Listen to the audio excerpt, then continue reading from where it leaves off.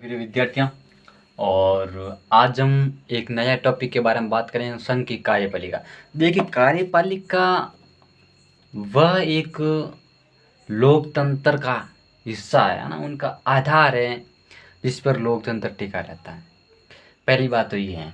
और फिर दूसरी बात, संघ की जो कार्यपालिका है वो हमारे लिए इम्पोर्टेंट भी इस प्रकार भी है, जो अभी राजनीति का दौर चल रहा है। देखिए, चुनाव का दौर चल रहा है और जिसके अंदर अभी मुख्यमंत्री का चुनाव होएंगे, है ना, फिर प्रधानमंत्री का चुनाव होंगे, फिर इसके बाद में धीरे धीरे राष्ट्रपति के चुनाव की जो प्रक्रिया आती हैं तो वो किस प्रकार होती है उसके बारे में आज हम अध्ययन करेंगे। फिर कभी मिलेंगे, कभी टाइम मिलेगा तो उसके बारे में भी जब क्लास से आएंगी तो मुख्यमंत्री के बारे में, प्रधानमंत्री के बारे में जो डिटेल होगी वो भी हम आगे से देते रहेंगे। ठीक है, चलो शुरू करते हैं। देखिए, संघ की कार्यपालिका। संघ की कार्यपालिका, ठीक है, संघ की कार्यपालिका। अब देखिए इसमें क्या होता है। संघ की कार्यपालिका मतलब ये होता है केंद्र की कार्यपालिका। देखिए ना, क्या होती है केंद्रीय कार्यपालिका। केंद्र, सही लिखेंगे, केंद्र की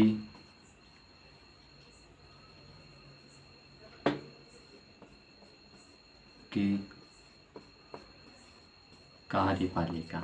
इसको हम दूसरा रूप दे सकते हैं। इसके अंदर कितने मतलब कि पद वगैरह कह सकते हैं, या फिर कितने विभाग होते हैं, मतलब कि कितने प्रकारों में विभाजित, कौन कौन इसके अंदर शामिल होता है। हम ऐसे कह सकते हैं कौन कौन इसके अंदर शामिल होता है केंद्र की कार्यपालिका अंदर। ठीक है ना। सबसे पहले इसके अंदर शामिल होगा राष्ट्रपति।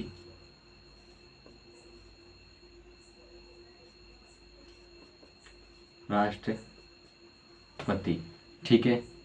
फिर उपराष्ट्रपति,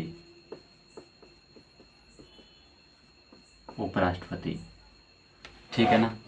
फिर इसके बाद में प्रधानमंत्री, ठीक है। फिर इसके अंदर बीच में से निकाल दीजिए मंत्रिपरिषद,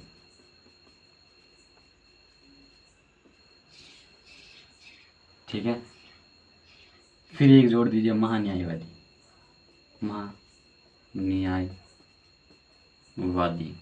तो ये इसके अंदर शामिल होते हैं।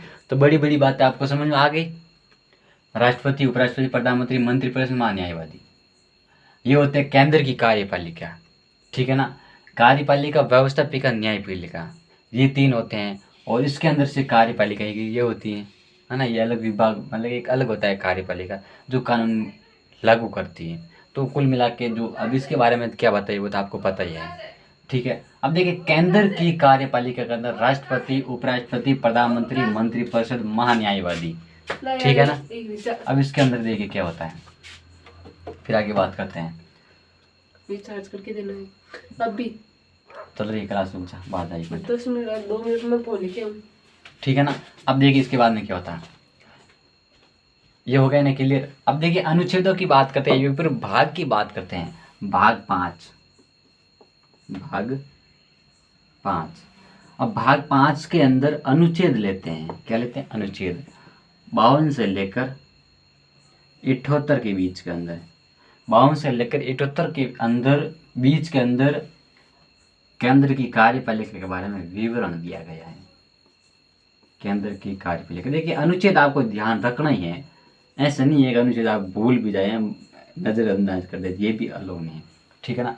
तो समझ में आ रही है मेरी बात।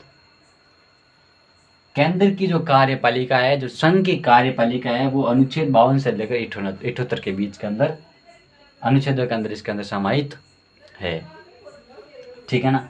फिर हम आगे बात करते हैं और क्या सर, इसके अंदर देखिए कुछ एक विशेष तौर पर होती है, जैसे अनुच्छेद 74, 75,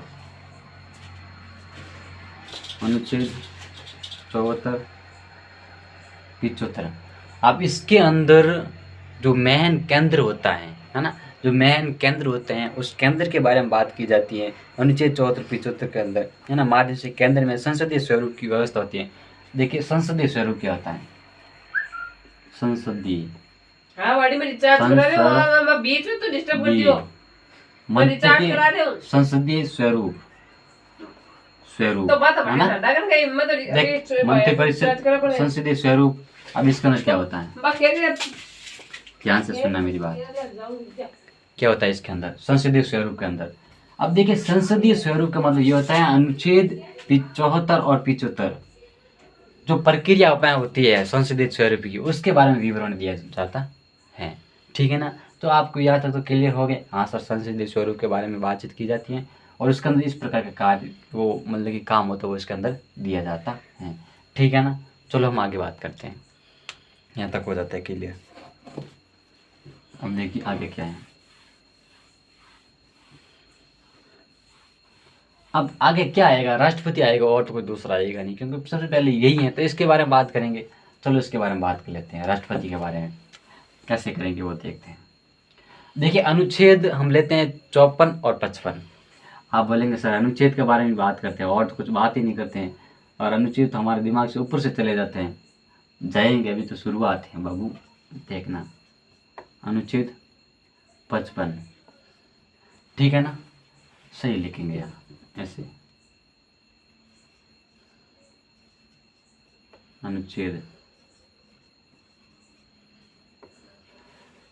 54-55। अब इसके अंदर राष्ट्रपति का निर्वाचन के बारे में बात की गई है। किसकी की गई है? राष्ट्रपति के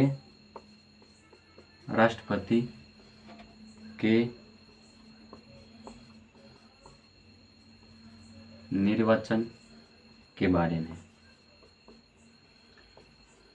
में कहा गया, बारे में बताया गया है, बताया गया है। ठीक है ना, अब निर्वाचन क्या होता है? देखिए निर्वाचन क्या होता है। अब देखिए मान लीजिए 4 व्यक्ति खड़े हैं, ठीक है ना। अब कोई पार्टी से अलग अलग पार्टी, मान लीजिए अलग अलग पार्टी से 4 व्यक्ति खड़े हैं। अब इन व्यक्तियों का क्या होगा? चुनाव होगा, जिसे हम निर्वाचन कहते हैं। क्या कहते हैं? निर्वाचन, चुनाव होते हैं। और जब वही चुनाव होते हैं और वो जीतते हैं, फिर वो वहाँ पर अपने पद पर पहुँचते हैं। जैसे मुख्यमंत्री हो जाता है, कोई भी पद होता है वहाँ पर अपने पद पर पहुँचता है। और इसी पद को हम क्या कहते हैं, जब तो यहाँ अभी एक सामान्य से अपने स्तर तक आगे एक मुख्यमंत्री के पद पर या कह सकते हैं राष्ट्रपति के पद पर जहाँ तक पहुँचते हैं, उसकी जो प्रक्रिया वो हमें क्या कहते हैं, हम क्या कहेंगे, उसको निर्वाचन कहेंगे। एक तो निर्वाचन ये हो गया कि जो चुना जाता है ना, जो मत द्वारा चुना जाता है वो होता है निर्वाचन। और एक होता है मनोनीत। आपको बताने की आवश्यकता नहीं है, लेकिन फिर भी मनोनीत बताना भी जरूरी है। मनोनीत क्या होता है, इसके बारे में आपको जानकारी होनी आवश्यक है। देखिए मनोनीत क्या होता है। मान लीजिए मैं राष्ट्रपति हूँ ना, मैं राष्ट्रपति नहीं बन सकता, लेकिन फिलहाल एक उदाहरण दे रहा है ना, आपके ले लेते हैं, है ना। आप जब क्लास देख रहे हैं, आप क्या है? राष्ट्रपति है।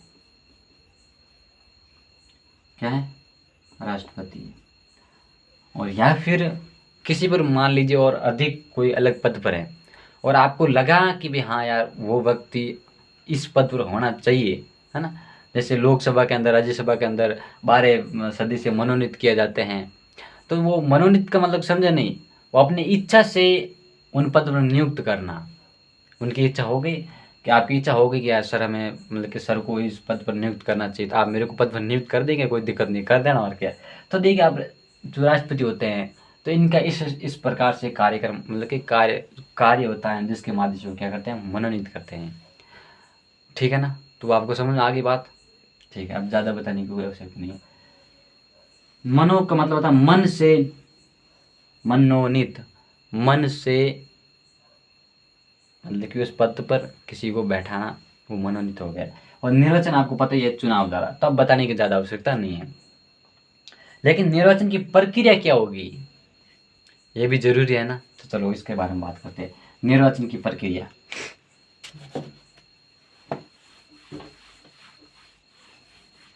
देखिए अनुच्छेद 54 क्या कहता है। अनुच्छेद 54, अब इसके अंदर मत देने का अधिकार किसे होगा, मत देने का अधिकार किसे होगा। आप जैसे प्रखंड विधान बोलेंगे सर मत देने का अधिकार हमको होता है, एंड क्या इच्छा आप दे भी सकते हैं, मत दे भी सकते हैं, वोट डाल सकते हैं, राष्ट्रपति को चुनना है, राष्ट्रपति को बनाना है, दे देना कभी इच्छा हो तो मत देना, मतलब कि वोट डाल भी देना। लेकिन जो अनुच्छेद क्या कहता है उसके बारे में हमें ध्यान से देखना है, क्योंकि कभी बीच मनोरंजन भी करना आवश्यकता है। तो ऐसा कोई नहीं है कि इसके बीच के अंदर कोई वीडियो काट के पॉपुलर बना दे, ऐसा भी नहीं करना चाहिए। तो मैं कुछ मनोरंजन के लिए भी साथ में जोड़ देता हूँ, तो आप भी नाराज भी नहीं होना चाहिए। देखिए अनुच्छेद 54 कहता है मत देने का अधिकार किसे होगा, कौन देगा मत, क्या आम जनता देगी।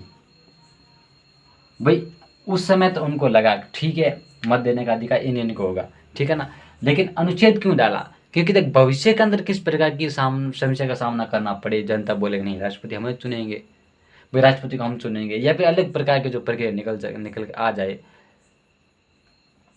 तो उनके संबंध में पहले से अनुच्छेद बनाकर रख देते हैं तो अच्छा होता है। तो अनुच्छेद 54 यह कहता है मत देने का अधिकार किसे होगा, कौन देगा मत। तो मेरी बात आपको ध्यान से सुननी है, यहीं पर कंफ्यूज हो जाते हैं, ठीक है ना, समझ में आ गया ना। चलो देखते हैं।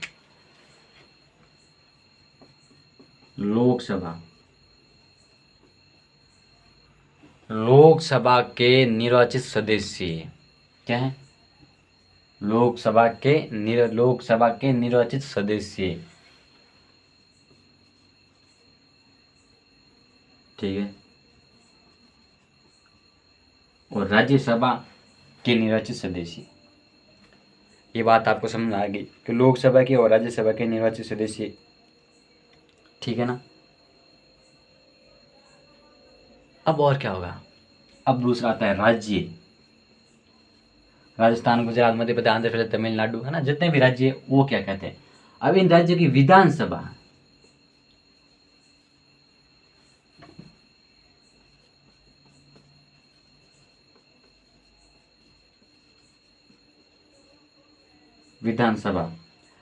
विधानसभा के निर्वाचित सदस्य सबके क्या होंगे, तीनों के निर्वाचित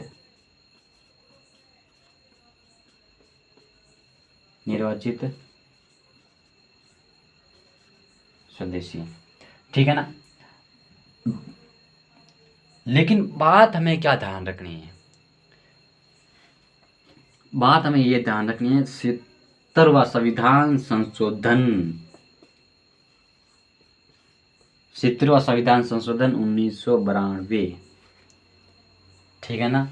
और इसी दिन इसी संविधान संशोधन द्वारा दिल्ली व पुदुचेरी,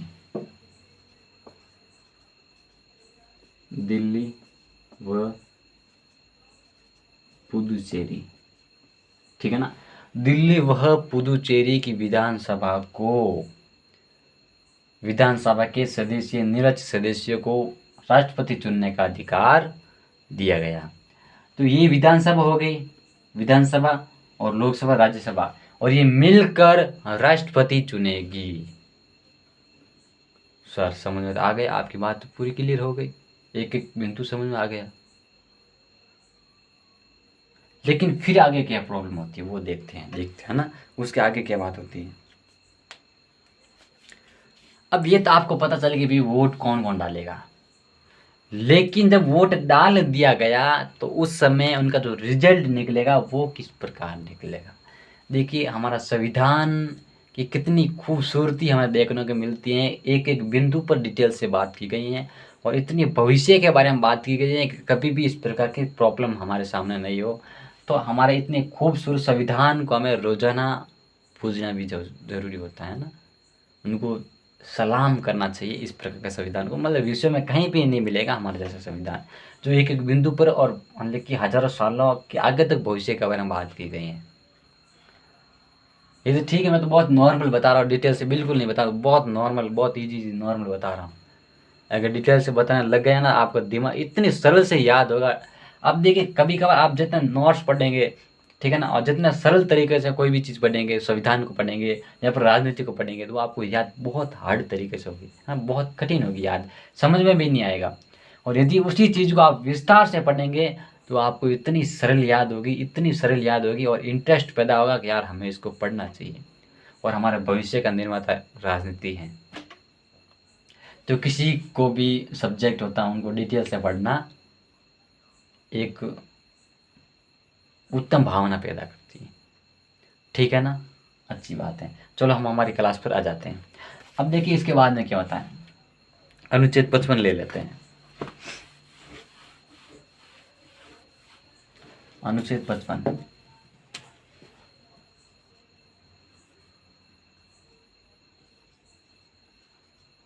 अनुच्छेद 55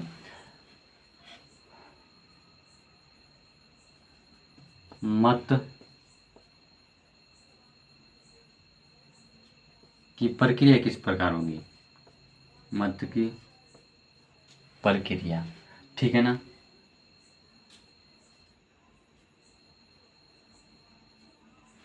अब ये किस प्रकार होगी देखिए वो भी बताते हैं। एकल संक्रमणीय अनुपातिक पद्धति, एकल संक्रमणीय एकल संक्रमणीय मत पद्धति द्वारा आनुपातिक प्रतिनिधित्व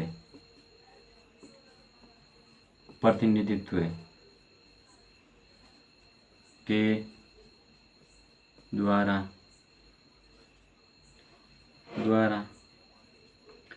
राष्ट्रपति को चुना जाएगा, राष्ट्रपति को चुना जाएगा।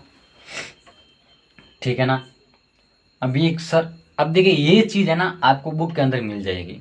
कोई भी कैसी भी बुक, जिसकी नॉर्मल से नॉर्मल शॉर्ट से शॉर्ट बुक लेकर जाना, जब राष्ट्रपति के चुनाव के बारे में बात की जाएगी, निर्वाचन के बारे में बात की जाएगी, तो ये चीज़ आपको उस बुक के अंदर मिल ही जाएगी। लेकिन एकल संक्रमणीय पद्धति क्या होती है, आनुपातिक प्रतिनिधित्व क्या होता है, वो समझने के लिए हमें एक सहारा लेना पड़ता है। एक जो बुजुर्ग व्यक्ति होते हैं उनको चलने के लिए एक लकड़ी का सहारा चाहिए, उसी प्रकार एक विद्यार्थी को शिक्षा प्राप्त करने के लिए एक गुरु का सहारा चाहिए। और वह सहारा अगर लकड़ी अच्छी होगी, मजबूत होगी, तो वह बुजुर्ग कहीं पर भी चला जाएगा, वो गिरेगा नहीं। और इसी प्रकार यदि गुरु अच्छा होगा, ठीक है ना, तो वह विद्यार्थी दुनिया के अंदर कहीं पर भी घूम लेगा, कहीं पर भी चला जाएगा, वो कभी भी गिरेगा नहीं। बात समझ में आ रही है ना? ठीक है, तो इसी प्रकार देखिए एकल संक्रमणीय मत क्या होता है। ठीक है ना, अब देखिए ये भी देखना जरूरी है। अब मान लीजिए 4 व्यक्ति खड़े हैं, ए बी सी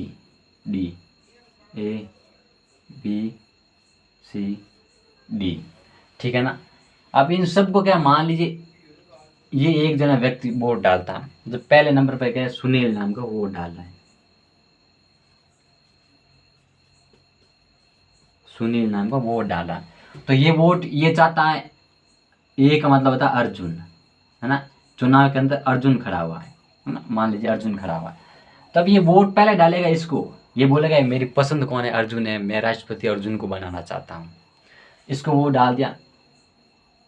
लेकिन केवल इसको वोट डालने से काम खत्म नहीं होगा, तो क्या करना पड़ेगा, पहली वरीयता तो इसकी ये है, पहला जिसने बोला कि मेरा अर्जुन होगा, अगर ये अर्जुन नहीं जीतता है तो दूसरा मेरा ये होगा, डी होगा, अगर डी भी नहीं जीतता है तो मेरा टी सी होगा, अगर मान लीजिए सी भी हार जाता है तो मेरा क्या होगा, नहीं सॉरी बी भी हार जाता है तो मेरा कौन होगा, सी होगा, अंतिम।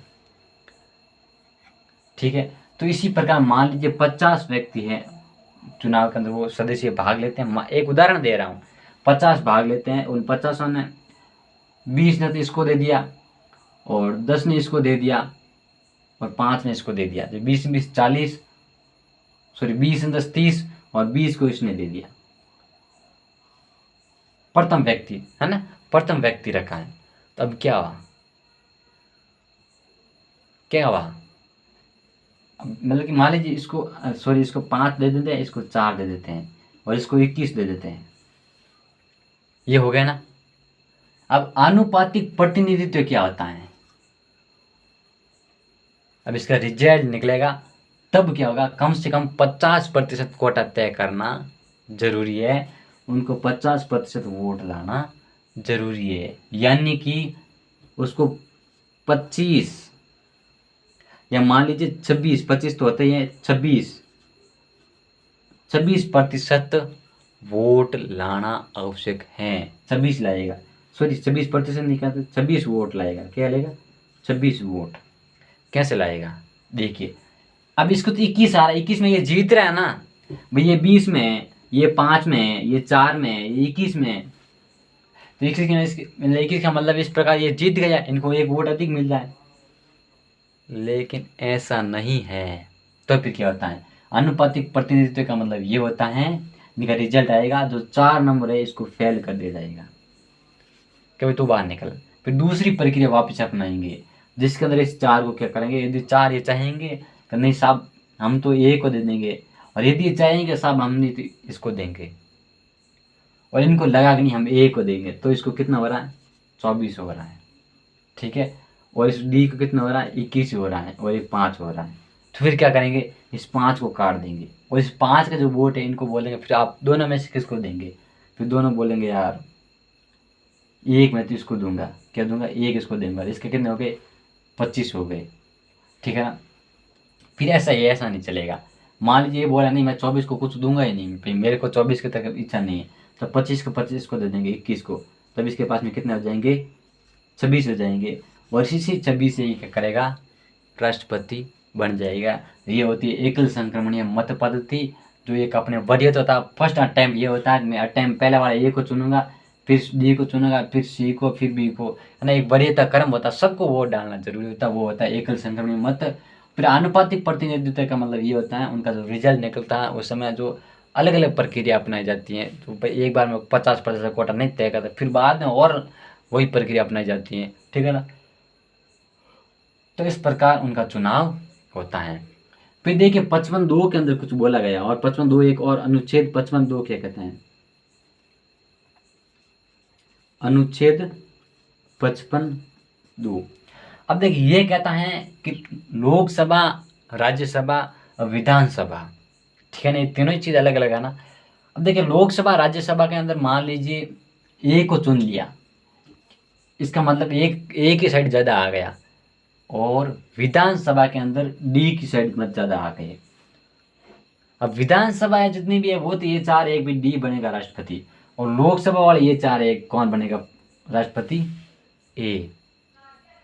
तो फिर आप बोलेंगे हम तो समझे ही नहीं सर, आपकी बात हमें दिमाग में नहीं बैठी। तो इन्हीं चीज़ों को संतुलन बनाए रखने के लिए 55(2) का काम में लिया जाता है, इनके मध्य संतुलन बनाए रखने के लिए, कि भाई इनके मध्य संतुलन किस प्रकार का बनाना है, तो वो 55(2) काम करेगा। क्या करेगा, 55(2) काम करेगा, ठीक है ना। तो इस प्रकार आप ध्यान रख लेंगे ना, याद हो जाएगा। चलो अच्छी बात है, चलो हम आगे बात करते हैं, ठीक है ना, ठीक है ना।